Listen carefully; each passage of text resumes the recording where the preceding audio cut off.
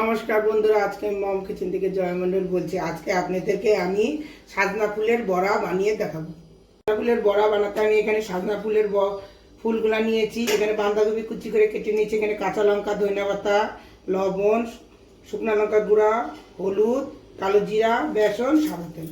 আমি বাঁধাকপিগুলা নিয়ে নিব।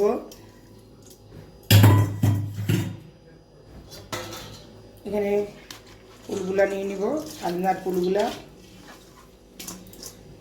কাঁচা লঙ্কা, ধনিয়া পাতা নিয়ে নিব। নিয়ে আমি লবণ দিয়ে এটা ভালো করে মাখবো।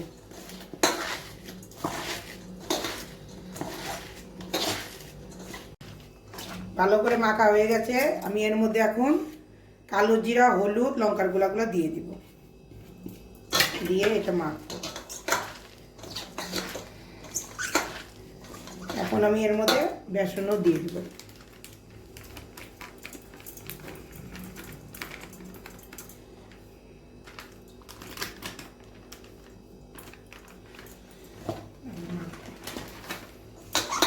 ভালো করে এটা মাখবো, আর একটু বেসন লাগবে এর মধ্যে।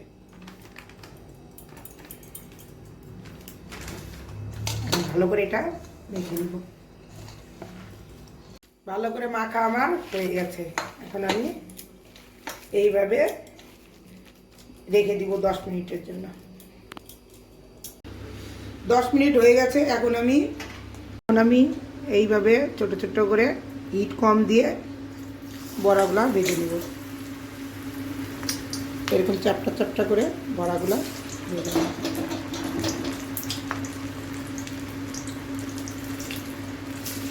বড়াগুলো আমি এইভাবেই সব ভেজে নিব।